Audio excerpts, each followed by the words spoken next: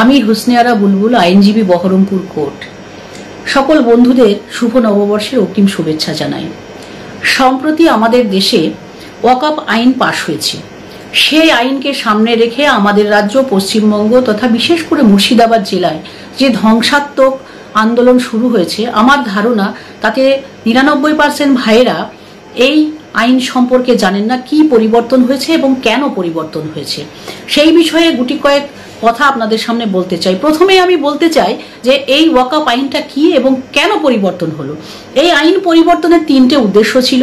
সেই উদ্দেশ্যের মধ্যে এক হচ্ছে এই ওয়াকফ বোর্ডের স্বচ্ছতা আনা, 2 হচ্ছে জবাবদিহিতা, 3 হচ্ছে অংশগ্রহণ নিশ্চিন্ত করা। তাহলে সেইটা করতে গেলে যা যা আইন পরিবর্তন করার দরকার সেইটা কেন্দ্রীয় সরকার নিয়ে এসছেন। সেটা কি?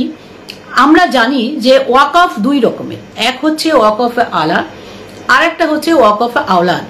ওয়াকফ আওলাদ যারা উত্তরাধিকার সূত্রে যারা পূর্বপুরুষের সম্পত্তি, তারা ওয়াকফের প্রতিনিধি হিসাবে, মোতোয়ালি হিসাবে পরিচালনা করেন এবং হিসাব নিকাশ করে তাদের অর্থের একটা অংশ তারা ভোগ করেন, একটা অংশ ওয়াকফকে পাঠান। দ্বিতীয় হচ্ছে ওয়াকফ আলা, অর্থাৎ আল্লাহর নামে সমর্পিত যে সম্পত্তি, সেটা হচ্ছে ওয়াকফে আলা। এই ওয়াকফে আলা সম্পত্তিটা সরাসরি যেখানে মোতোয়ালিরা সমস্তটাই সেটা ওয়াকফ বোর্ডকে তার সমস্ত অর্থ দিতে হয়। এখন এই দুটো আইনের মধ্যে, এই দুটো ওয়াকফের মধ্যে যে পরিবর্তনটা এসেছে, মূল পরিবর্তন, সেটা হচ্ছে টোটাল যে আমার পশ্চিমবঙ্গে একটা বোর্ড আছে, প্রত্যেকটা রাজ্যে একটা করে ওয়াকফ বোর্ড আছে এবং কেন্দ্রে একটা বোর্ড আছে। সেই বোর্ডে কিছু পরিবর্তন এসেছে ওয়াকফ বোর্ড পরিচালনার ক্ষেত্রে। সেক্ষেত্রে 2 জন মহিলাদের অংশীদারিত্ব নির্ধারিত করা হয়েছে, নিশ্চিতভাবে আনতেই হবে, এবং তার সঙ্গে 2 জন অমুসলিম থাকবে। এবং মুসলিমদের মধ্যে যারা বিভিন্ন সম্প্রদায়, মুসলিমদের মধ্যেও তো অনেক সম্প্রদায় আমাদের এখানে বসবাস করেন, যারা বিভিন্নভাবে, যেমন শিয়া আছে, সুন্নি আছে, বোহরা আছে, আগাখানি আছে, এদের প্রত্যেকের যেন একজন করে মেম্বার সেখানে থাকে। অর্থাৎ আমাদের মধ্যে যে ভেদাভেদ আছে সেই ভেদাভেদটা দূর করে প্রত্যেকে থাকলে তারা নিজের নিজের কথা বলতে পারবে। এখন প্রশ্ন হচ্ছে ওয়াকফের সুযোগ সুবিধা আমরা সাধারণ মানুষ কতটা পেয়েছি? যারা আজকে আন্দোলনের জায়গায় এসেছে তাদের কেন এই আইনের সংশোধনের ক্ষেত্রে বিরোধিতা হচ্ছে আমি কেন বুঝতে পারছি না।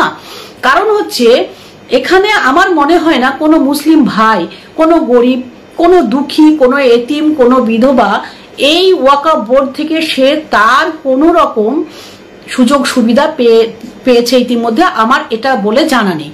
তার সঙ্গে আমরা আগামী দিনে কি পাবো না পাবো সেটাও কিন্তু আমাদের নিশ্চিত নয়। কিন্তু কিছু মানুষ আছে, রাজনৈতিক নেতা, যারা পিছন থেকে উস্কে দিয়ে একটা বিশৃঙ্খলা তৈরি করছেন, তারাই যারা এতদিন ধরে ওয়াকফের সম্পত্তিটা নিজের ভোগে লাগিয়েছেন, নিজে আত্মসাৎ করেছেন, নিজে ব্যবহার করেছেন। সেটা আপনারা মুর্শিদাবাদের মানুষ, আমরা মুর্শিদাবাদের মানুষ, আমরাও যদি দেখি আমার বিভিন্ন এলাকায় বিভিন্ন নেতা, প্রভাবশালী নেতা ওয়াকফের বিভিন্ন সম্পত্তি প্লট করে বিক্রি করে পাবলিকের নামে রেকর্ড করে দিচ্ছে। অনেক জায়গায় 99 বছরে লিজ করে দেওয়া হচ্ছে। 99 বছর পর কে বাঁচবে কে মরবে আমরা জানি না, এবং 99 বছর পরে সেই সম্পত্তি আদৌ আমাদের ফেরত আসবে কিনা জানি না।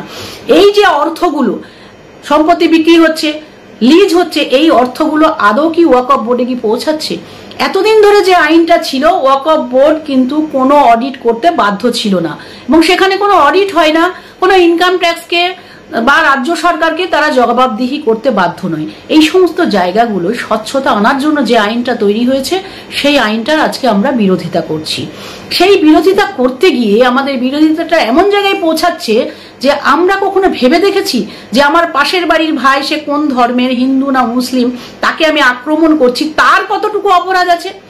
কেন্দ্রীয় সরকার যেখানে বেশিরভাগ অংশ এমপিদের নিয়ে এই বিলটা পাশ করেছে, সেখানে আমি আমার পাশের বাড়ির ভাইটাকে আক্রমণ করছি, আমরা গাড়িতে আগুন লাগিয়ে দিচ্ছি, দোকানপাট লুটপাট করছি। এটা কি কোনো ধর্ম হতে পারে? আমার ইসলাম ধর্ম কি এটা বলে যে তুমি তোমার পাশের বাড়ির লোকটাকে আগুন জ্বালিয়ে আন্দোলন করো? কোথাও বলা আছে তুমি তোমার পাশের বাড়ির লোকটাকে লুটপাট করে আন্দোলন করো? আমার ইসলাম ধর্ম কিন্তু এটা বলে না, কারণ আমার ধর্ম এতটা কিন্তু ঠুনকো নয়। এমনকি আপনারা জানি, আমি যতটুকু জানি, আমি নিজেও একটা মাদ্রাসা বোর্ডের ছাত্রী, আমি মাদ্রাসা বোর্ড থেকে পাশ করে এসেছি, সেখানে আমার শিক্ষকরা কখনো শেখায়নি যে তুমি কোনো হিন্দু ধর্মের উপর আক্রমণ করলেই তোমার ধর্মের জেহাদ পূর্ণ হবে। এটা কিন্তু আমাদেরকে শেখায়নি।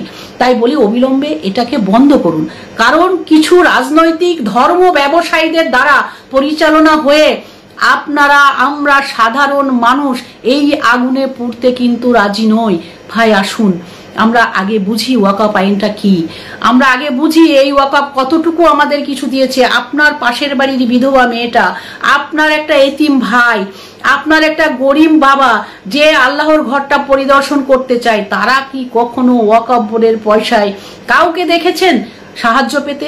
আপনি কি দেখেছেন আপনার পাশের বাড়ির গরিব বাবাটা যে তার আল্লাহর ঘরটা দেখা, মক্কায় গিয়ে হজ করে আসাটা খুব ইচ্ছে আছে, সে কখনো এই ওয়াকফ বোর্ডের অর্থ দিয়ে সে হজে গেছে? হজ করে এসে আপনাকে বলেছে যে ওয়াকফ বোর্ডের পয়সা থেকে আমি আল্লাহর ঘরটা দেখে আসলাম, হজটা করে আসলাম, জীবনটাকে পূর্ণ করলাম, এবং আমাদের ইসলাম ধর্মের যে 5টি ফরজ কাজ আছে তার মধ্যে হজ করার ফরজ কাজটি পূর্ণ করতে পারলাম? কিন্তু না, আমরা সেটা দেখিনি। তারপরেও কিন্তু আমরা ওয়াকফ নিয়ে আন্দোলন করছি। আমাদের দেশ ভারতবর্ষ এমন একখানা দেশ যেখানে আমরা আমাদের সংবিধান নিয়ে গর্ববোধ করি। সেই সংবিধান ধর্ম নিরপেক্ষ সংবিধান, সেই সংবিধানটা আজকে ভুলণ্ঠিত হতে চলেছে। কারণ দুজন মুসলিম নন মুসলিম যদি আমাদের বোর্ডে থাকে, কি এমন ভাই আমার ক্ষতি হবে? আমার কি এমন ধর্মের ক্ষতি হবে যদি বোর্ডে দুজন নন মুসলিম থাকে? আমাদের রাজ্যের মন্ত্রী, একজন বিশিষ্ট মন্ত্রী, আপনারা জানেন তারকেশ্বর মন্দির উন্নয়ন পর্ষদের চেয়ারম্যান আছেন একজন মুসলিম। কোন হিন্দু ভাই কি কখনো বলেছে, রাস্তায় নেমে আন্দোলন করেছে যে না, যে ওই মুসলিমকে, বিশেষ করে যিনি মুসলিম ধর্মাবলম্বী তাকে এই তারকেশ্বর মন্দিরের উন্নয়ন পর্ষদের চেয়ারম্যান করা যাবে না? তারা কি আন্দোলন করেছে? কাউকে মারপিট করেছে? করেননি তো। তাহলে আমরা যারা বেশিরভাগ মানুষ, বেশিরভাগ বোর্ডের সদস্য, যেখানে মুসলিম থাকবে, যেখানে আইনে স্বচ্ছতা আসবে, যেখানে জবাবদিহি করতে হবে আমাদের জন্য কি কি হয়েছে, সেখানে কেন আমরা এটাকে নিয়ে আন্দোলন করছি? আমাদের কি মনে হয় না যে আমরা যেদিন কিয়ামতের দিন গিয়ে দাঁড়াবো, যেদিন কিয়ামতের দিন আমাদের জবাবদিহি হবে, সেদিন এই রাজ্যের পুলিশ কিন্তু ভাই আপনার পাশে থাকবে না। যেদিন আপনার এই খুনোখুনি, একজন মায়ের শ্লীলতাহানি, একজন ভাইয়ের লুট করছেন, দোকান বাড়ি ঘর জ্বালিয়ে দিচ্ছেন, তখন কিন্তু আপনাকে কিয়ামতের দিন সেখানে আপনাকে জবাবদিহি করতে হবে। সেখানে মমতা ব্যানার্জির পুলিশ আপনার সাথ দেবে না। সেদিন আপনার রাজ্যের মুখ্যমন্ত্রী কিন্তু আপনার হয়ে সাক্ষী দেবে না। আপনার কর্মের জবাবদিহি আপনাকেই করতে হবে। এবং আমরা জানি আমাদের প্রিয় নবী হযরত মুহাম্মদ সাল্লাল্লাহু আলাইহি সাল্লাম বলেছেন যে যদি কোনো আমার ধর্মের, আমার উম্মত অন্য কোনো মানুষকে বিনা কারণে আক্রমণ করে, আমি সেদিন তার বিরুদ্ধে কিয়ামতের দিন সাক্ষী হয়ে দাঁড়াবো। পারবেন সেদিন জবাবদিহি করতে ভাই? প্রশ্ন রেখে বিবেককে সঠিক স্বচ্ছতায় আনবেন। আসুন আমরা ন্যায়ের পথে চলি, মানবিকতার পথে চলি, এই বলে সকলকে আহ্বান জানিয়ে এই ধ্বংসাত্মক আন্দোলন বন্ধ করুন। আসুন বিবেক দিয়ে বুঝি, এই বলে আমি আমার বক্তব্য শেষ করছি। এমনই তাজা ও গুরুত্বপূর্ণ খবর পেতে খবর সাথে চ্যানেলটি সাবস্ক্রাইব করুন এবং নোটিফিকেশন পেতে বেল আইকনটি টিপুন।